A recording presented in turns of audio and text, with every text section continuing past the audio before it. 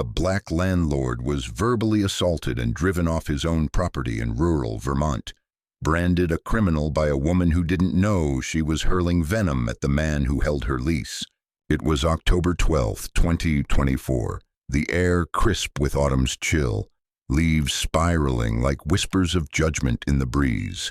Malik Thompson, 40, rolled up to his rental house in Brattleboro in a weathered Dodge pickup, the bed cluttered with tools that had forged his modest empire. He'd just come from a meeting with a local credit union, still in a navy blazer, no tie, sleeves rolled up to his elbows, ready to tackle a loose shutter before his new tenant arrived. The house was his pride, a two-story gem, pale gray siding gleaming under the afternoon sun, a porch wide enough for rocking chairs and quiet evenings. Malik had poured his heart into it, every nail a testament to a life carved from grit. A former carpenter, he'd flipped his first property at 25, and now this was his fourth, debt-free, a defiant stand against anyone who'd ever doubted him.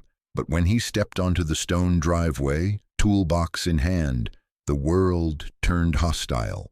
Across the street, Sarah Mitchell, 30, was wrestling a duffel bag from her rented Honda, her auburn braids swinging as she muttered about the 4-hour drive from Burlington.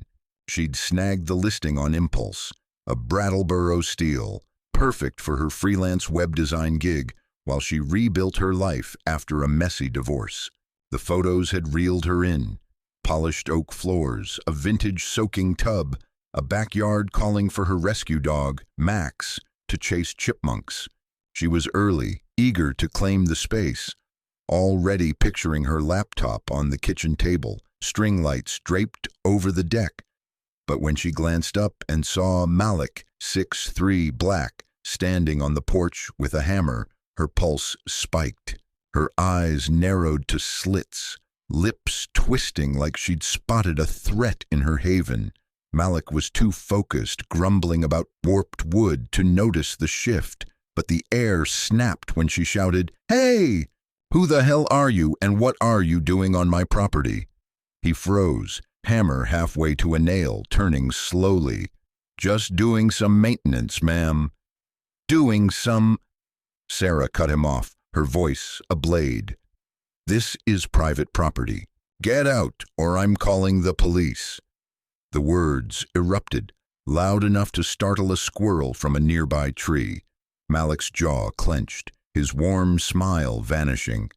"Hold up, there's a misunderstanding. I'm Malik Thompson, the landlord." She scoffed, stepping forward, phone gripped like a weapon. "You're not the owner. I'm not an idiot. Leave, or I'll have you arrested."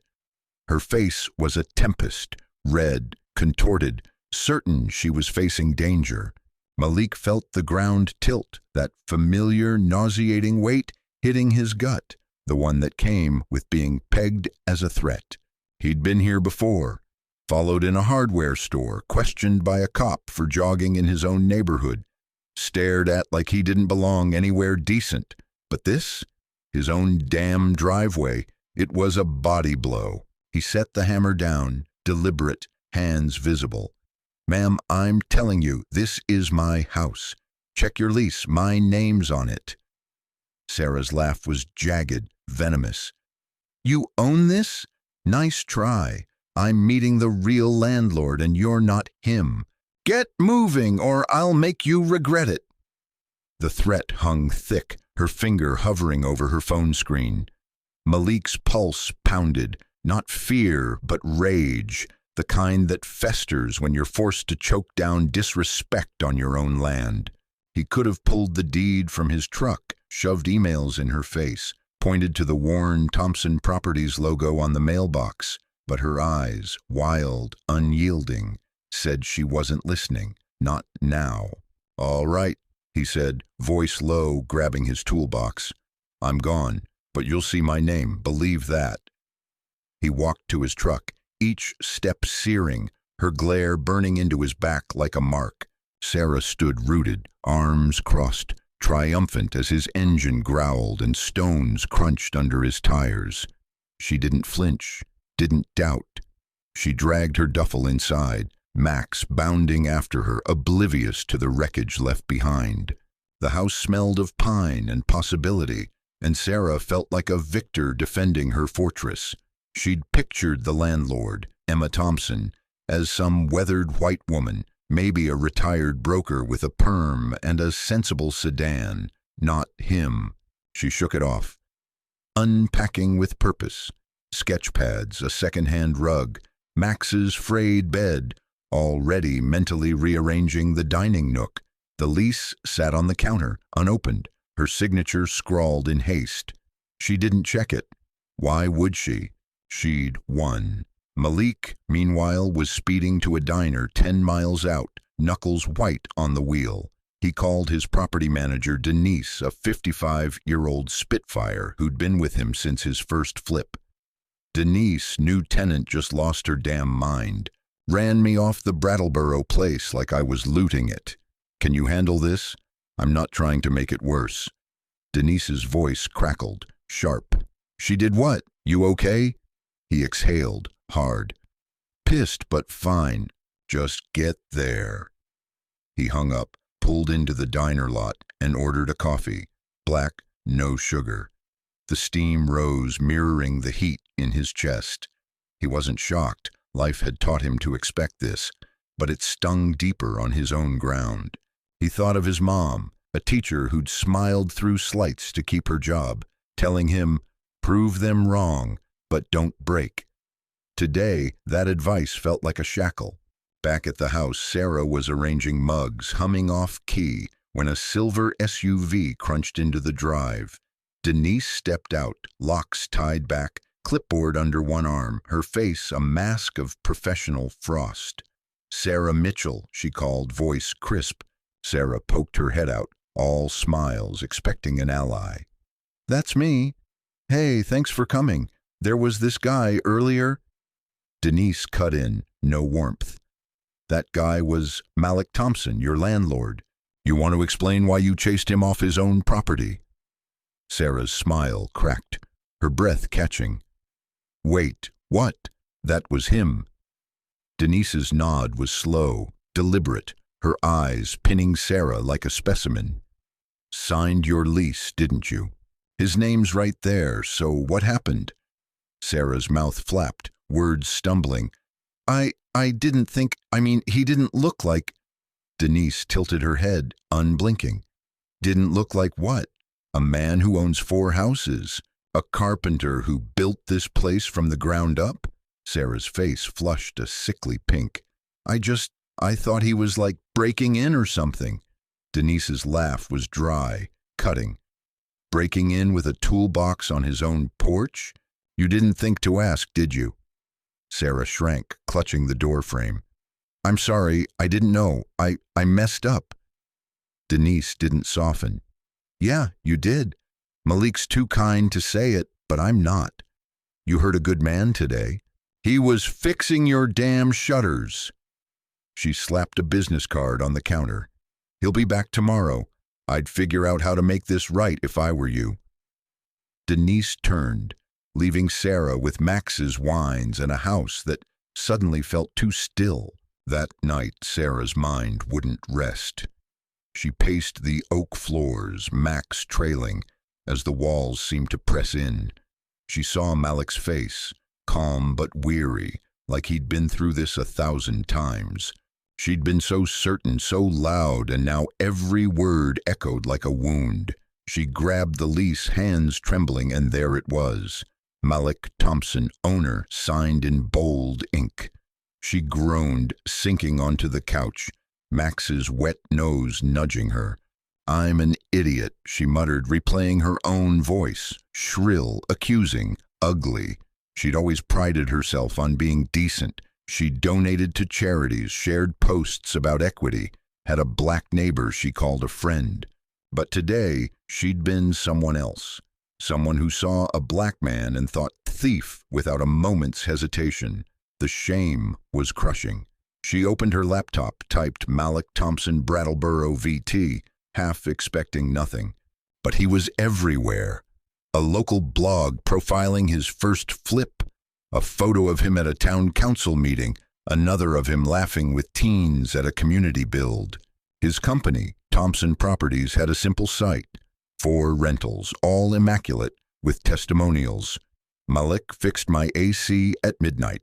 Best landlord ever. She clicked a video, grainy but clear, of Malik teaching kids to hang drywall, his laugh warm as he steadied a girl's shaky hammer. Comments piled up. Brattleboro's lucky to have him. Man's a hero. Sarah's throat burned. She'd chased a hero off his own land. Across town, Malik wasn't brooding. He was at his place, a cedar-sided bungalow he'd gutted and rebuilt, stirring spaghetti for his daughter Jada, an 8-year-old with pigtails and a Roblox obsession. "Daddy, you look mad," she said, stealing a noodle. He forced a grin. "Just a long day, bug. How's your island coming?" She rambled about virtual pets, but his sister, Keisha, wasn't fooled. She'd stopped by for tea, caught the storm in his eyes. "Talk, Malik. You're too quiet." He sighed, told her about Sarah, keeping it brief. Keisha's fist hit the counter. "She called you what? A racist ass?" Malik shook his head. "She's new, probably spooked. I'll deal." Keisha scoffed.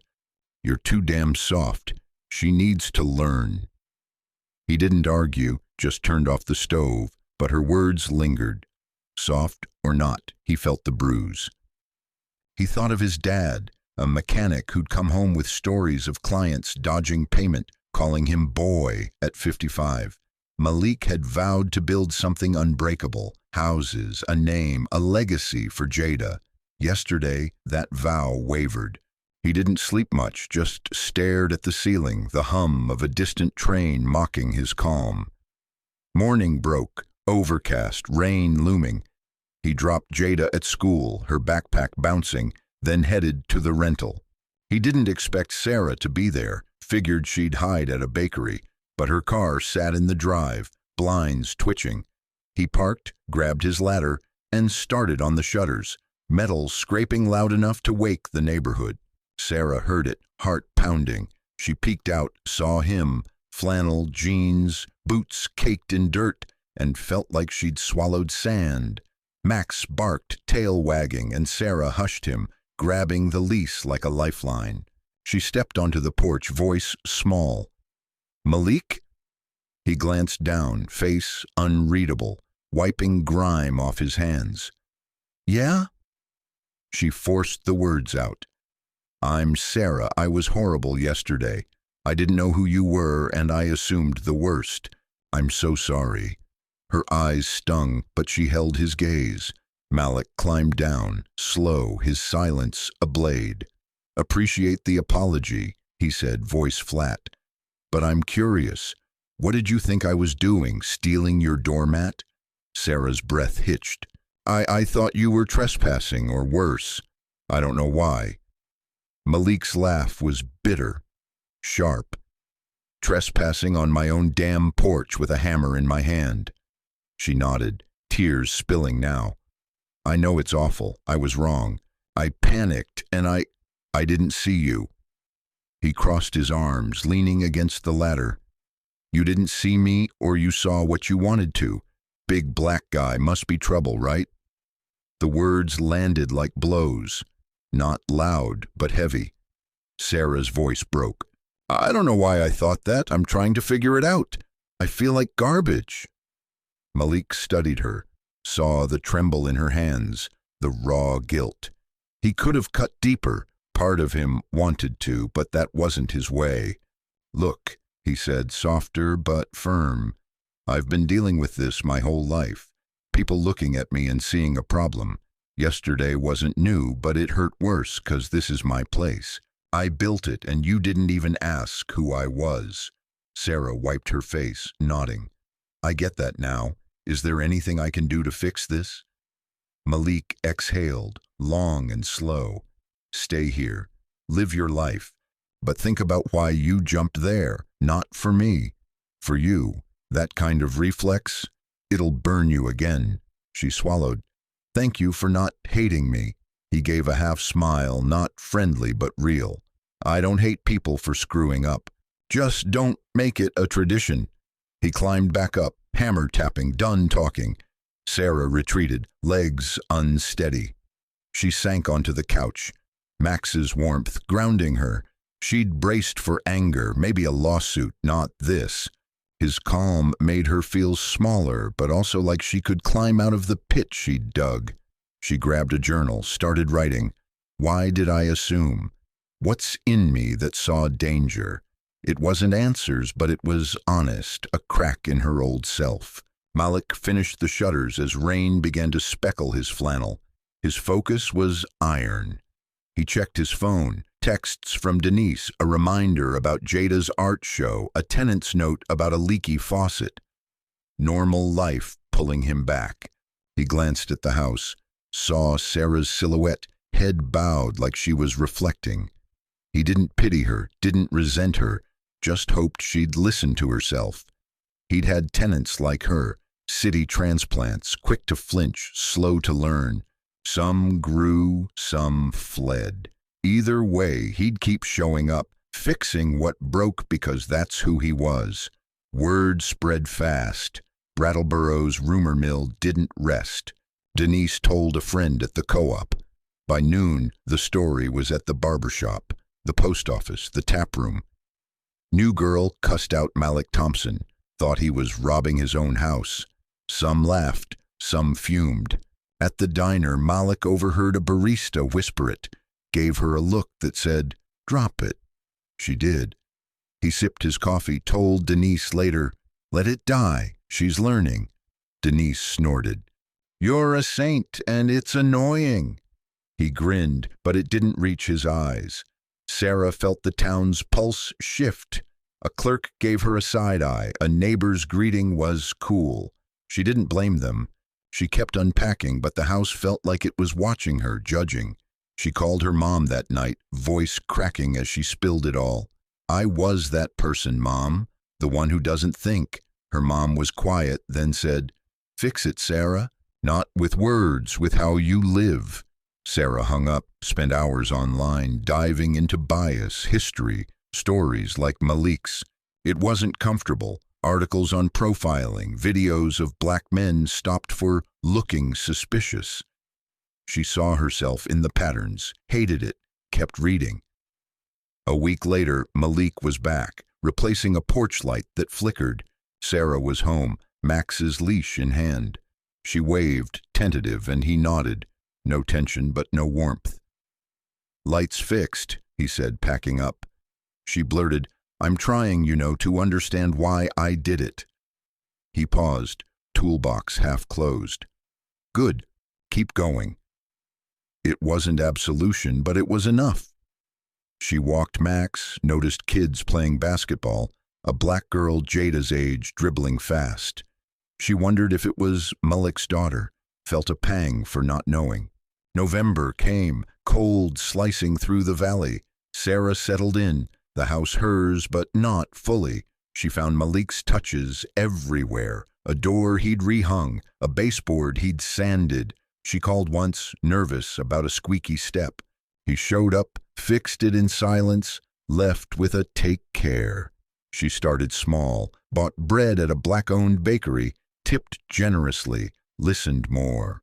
At a farmer's market, she overheard a man praise Malik. "Rebuilt my shed, didn't gouge me." Sarah smiled, said nothing, carried the story home. Jada asked Malik about it one night, poking at her carrots. "Did someone yell at you 'cause you're black?" He froze, fork midair.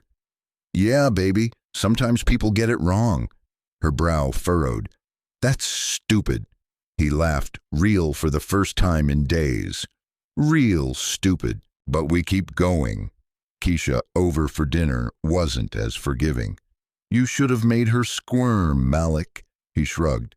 "She's squirming plenty." He didn't tell her how he'd driven past the house at dawn, not checking on Sarah, but on the place itself, making sure it stood strong despite the insult. By December, Sarah was different, quieter, sharper-eyed. She joined a local book club. not to preach, but to learn. Older folks shared Brattleboro's scars, segregated schools, old slights. She listened, spoke once, raw. "I judged someone I shouldn't have. I am here to do better." They nodded, no coddling, but they didn't shut her out. She wrote Malik a letter, pen shaking. "For the house, for not crushing me, for being bigger than my mistake. I'm still unraveling it, but you made me want to." She left it in the mailbox, heart racing. Malik found it, read it by lamplight, Jada's snores drifting down the hall. He didn't tear up, didn't grin, just nodded, tucked it in a drawer with his dad's old pliers. "Keep unraveling," he muttered and meant it. Spring hit, and Sarah's lease neared its end. She'd landed a steady client, could have stayed, but felt pulled to Maine, closer to her brother. Before leaving, she asked Malik to meet. No pressure, just coffee on the porch. They sat, Max sprawled, steam rising from mugs. "This place broke me open," she said. "You did?" He sipped, calm. "You broke yourself." "I just didn't close the door." She laughed, real, true. "How do you keep going when people see you wrong?" He looked at the street, a kid's scooter rattling past. "My girl, my family, they're why I show up. World's messy, but they're clear." She nodded, carried that weight. When she packed her car, Malik rented the house to a nurse, no fuss. Denise ribbed him. "You're too good, Thompson," he snorted. "Just a guy with a hammer." But he felt steady, the driveway fading like a bad dream. He took Jada to a woodworking class, laughed when she sawed a crooked line. Life spun on, his rhythm unbroken. Sarah, in Maine, started a blog. Small, honest, about blind spots, growth, towns like Brattleboro. She didn't name Malik, but he was there in every line about facing yourself. She hoped he'd know. Brattleboro didn't transform, gossip cooled, new dramas flared, but Malik's name held strong. The man who built homes, raised a kid, didn't flinch. At the diner, folks clapped his shoulder, meant it. He didn't need their nods. Never had. Just kept his boots on, tools ready, claiming his ground one fix at a time. This story is raw, real, and it's for anyone who's been misjudged or owned a mistake. Hit like, share it with someone who needs to hear it, comment with your own story. What have you faced? What have you learned? Subscribe for more truths that cut deep and lift high. Let's talk about it.